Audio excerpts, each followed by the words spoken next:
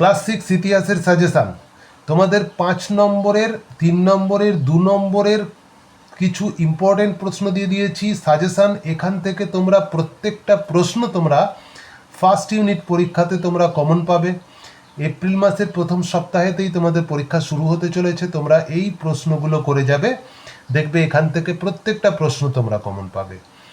তো ইতিহাস বিষয় থেকে তোমাদের ফার্স্ট ইউনিটের জন্য 3 এবং 5 মার্কের জন্য কোন প্রশ্ন করবে, কি করবে দেখো, হরপ্পা সভ্যতার লিপির বর্ণনা দাও। এটা তোমাদের 5 নম্বরে আসতে পারে। হরপ্পা সভ্যতার ধ্বংসের কারণগুলি লেখো, 5 নম্বরে আসবে। দারুণ ইম্পর্টেন্ট প্রশ্ন তোমাদের। সিন্ধু সভ্যতা, হরপ্পা সভ্যতা, এই সভ্যতার চ্যাপ্টারটা থেকে তোমাদের খুব গুরুত্বপূর্ণ বেশ কিছু প্রশ্ন আসবে, বড় প্রশ্ন। তারপরে হরপ্পার ধর্ম সম্পর্কে যাহা জানো লেখো। হরপ্পার সভ্যতার সিলমোহরের বিবরণ দাও। তাহলে হরপ্পা সভ্যতার সিলমোহর খুব ইম্পর্টেন্ট, দেখবে এইটা পরীক্ষায় আসতে পারে তোমাদের। 5 নম্বরে দেওয়া আছে হরপ্পা সভ্যতার নগর পরিকল্পনার বিবরণ দাও। এটা 5 নম্বরের জন্য তোমাদের আসবেই, একদম দারুণ ইম্পর্টেন্ট, যে নগর পরিকল্পনা হরপ্পা সভ্যতার। তো ভালো করে নগর পরিকল্পনাটা করে যাবে। আমি এই ভিডিওতেই তোমাদের বানিয়ে দেব যে বড় প্রশ্নগুলোর উত্তর তোমরা কিভাবে লিখবে। তোমরা চ্যানেলটা সাবস্ক্রাইব করে রাখো আর লাইক করে রাখো। 6 নম্বরে দেওয়া আছে হরপ্পা সভ্যতার শস্যাগারের বিবরণ দাও। শস্যাগার কেমন ছিল হরপ্পা সভ্যতার, সেটা আসতে পারে তোমাদের 3 নম্বরেতে। তোমরা যদি উত্তরগুলো আমার কাছ থেকে নিতে চাও তাহলে তোমরা কমেন্টে জানিও, আমি উত্তরগুলো তোমাদেরকে দিয়ে দেব। হরপ্পা সভ্যতার কারিগরি শিল্পের বিবরণ দাও, খুব গুরুত্বপূর্ণ প্রশ্ন এটা। মেহেরগড় সভ্যতার বৈশিষ্ট্যগুলো লেখো। দেখো মেহেরগড় সভ্যতার বৈশিষ্ট্য ইম্পর্টেন্ট খুব। আচ্ছা, হরপ্পা সভ্যতার বাণিজ্যের বিবরণ দাও। এটাও 5 নম্বরের জন্য আসতে পারে, হরপ্পা সভ্যতার বাণিজ্যের বিবরণ। তো ফার্স্ট ইউনিট পরীক্ষায় দেখো প্রত্যেক বছর আমি যা সাজেশন দিই তা কমন আসে। এবছরেও তোমরা 2026 সালের পরীক্ষায় তোমরা প্রত্যেকটা প্রশ্ন কমন পাবে। আদিম মানুষ যাযাবর ছিল কেন, আদিম মানুষ যাযাবর ছিল কেন ভালো করে করবে। আগুন জ্বালাতে শেখার পর মানুষের কি কি সুবিধা হয়েছিল করবে। আদিম মানুষ কেন জোট বেঁধেছিল, এর ফলে তাদের কি লাভ হয়েছিল, এটা বড় প্রশ্নের জন্য 3 নম্বরের জন্য করবে। আর আদিম মানুষের জীবনযাত্রা কেমন ছিল, এটা 5 নম্বরের জন্য করবে। আর পুরনো পাথরের যুগে মানুষ কিভাবে পাথরকে কাজে লাগিয়েছে। অথবা প্রশ্নটা এরকমভাবেও আসতে পারে, পুরনো পাথরের যুগে মানুষের জীবনযাত্রা কেমন ছিল।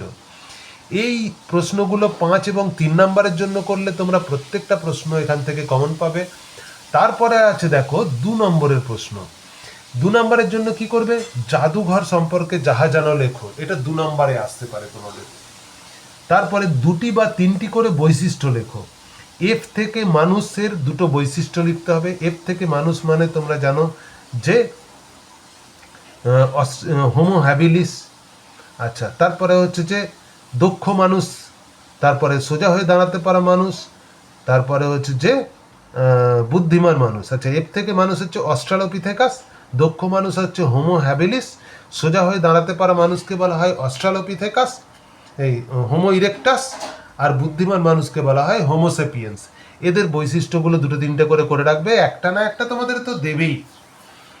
এরপরে 17 নম্বরে দিয়েছি পুরনো ও মাঝের পাথরের যুগ এবং পুরনো মাঝের পাথরের যুগ এবং নতুন প্রস্তর যুগ, মানে এটা হচ্ছে নতুন প্রস্তর যুগের মধ্যে পার্থক্য লেখো।